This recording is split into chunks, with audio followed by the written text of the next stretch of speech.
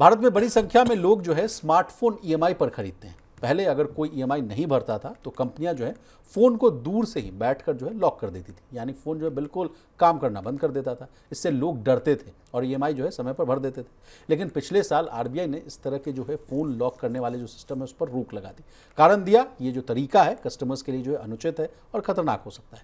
लेकिन अब एक DPD Zero नाम की एक कंपनी ने उसने ताज़ा तरीन एक रिपोर्ट पेश की, कहा कि हर महीने 20% तक जो है ये न भरने वालों की जो संख्या वो बढ़ गई है। सर, ये पूरा मामला है क्या? और लगातार इसको अब हम लोग मनी सेंटर पर इंटेंसिवली कवर कर रहे थे कि अगर आपने फ़ोन लिया, एक तो है कि जब भी बिग बिलियन डेज आता है, तमाम तरह के जो फेस्टिवल्स आते हैं, लोग भर भर कर जो है मोबाइल फ़ोन खरीद लेते हैं। जैसा कि अभी जिंदल साहब से बातचीत भी हो रही थी, वो भी कह रहे हैं कि देखिए आज की जो जेनजीज है 60,000 70,000 1.5 लाख का फ़ोन फटाफट खरीद लेती है। अरे भैया, उसको चुकाते कैसे हैं? और अधिकतर, ये डेटा आपके पास भी होगा सर, अधिकतर जो है 70,000 का फ़ोन या 1.5 लाख का फ़ोन जो है वो नो कॉस्ट ईएमआई पे या बैंक की ईएमआई पर खरीदा जाता है। अब ले तो लेते हैं, उसको चुकाते नहीं है, तो वो तो बड़ा झटका कंपनियों के लिए है, फाइनेंशियल इंस्टीट्यूशंस के लिए और बैंकिंग सिस्टम के लिए भी है। नहीं, देखिए 1 लाख रुपए से कम के ज़्यादातर जो फ़ोन हैं वो फाइनेंस पे लिए जाते हैं, बताइए, ईएमआई पे लिए जाते हैं।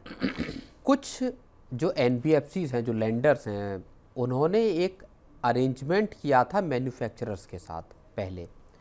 उस अरेंजमेंट के तहत ये किया गया कि अगर कोई व्यक्ति जो फाइनेंस ऑप्शन लेकर स्मार्टफोन खरीदता है और फिर उसकी किस्त नहीं चुकाता है, तो एक जो ऐप या एक फीचर जो इंस्टॉल है आपके फ़ोन में, उसके ज़रिए उस व्यक्ति का फ़ोन ब्लॉक किया जा सकता है।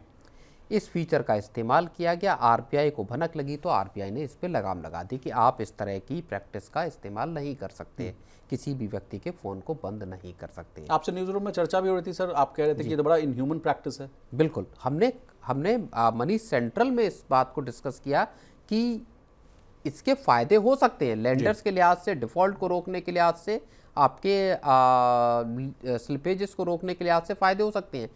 लेकिन चूंकि फ़ोन अब एक ऐसी डिवाइस है जो आपके हर तरीके के ट्रांजैक्शन, बैंकिंग ट्रांजैक्शन हो, चाहे सरकारी सर्विसेज को अवेल करने का मामला हो, सब में आपका मोबाइल नंबर ज़रूरी है, आपकी मोबाइल को आपको ज़रूरत पड़ती है।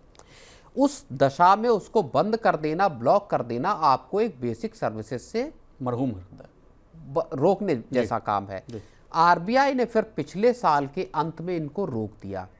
अब जब हाल में संजय मल्होत्रा जो आरबीआई गवर्नर हैं, उनसे बात की गई अक्टूबर में ही की शुरुआत में, तब उन्होंने इस तरह की हिंट दी कि इस चीज़ को फिर से, यानी इस स्टेप को फिर से लाया जा सकता है, जहां पे कि बैंकों को या लेंडर्स को इस बात की आज़ादी दी जा सकती है कि अगर कोई व्यक्ति उनके डिफ़ॉल्ट कर जाता है स्मार्टफोन खरीद के, तो वहाँ उनके जो डिवाइस है उसको ब्लॉक कर दिया जाए। तब हमने इस मसले पर कंसर्न जताया था कि ये करना मुश्किल हो जाएगा। अब पता ये चल रहा है, जो रिपोर्ट आ रही है, कि इस लगाम लगाने के बाद से जो ईएमआईज है या स्लिपेजेस हैं, जो ईएमआई न देना है, डिफ़ॉल्ट करना है, उसमें मंथ ऑन मंथ बेसिस पर ही 20% का इजाफा हुआ है। ज़्यादातर जो लोग हैं, नई पीढ़ी है, वो सबके सब अनसिक्योर्ड लोन है। अनसिक्योर्ड जो लोन जो कंज्यूमर ड्यूरेबल्स के भी हैं, उसमें बड़ी तादाद स्मार्टफोन्स की है। ज़्यादातर जो बिक्री है कंज्यूमर ड्यूरेबल्स में, वो स्मार्टफोन्स की है। तो अब आरबीआई का फिर ये मानना है कि हम इस फैसिलिटी को फिर से शुरू कर सकते हैं, लेकिन इसमें एक स्ट्रॉन्ग सेफगार्ड हमको लगाने होंगे ताकि कंज्यूमर्स के राइट्स का भी हनन ना हो। विशाल।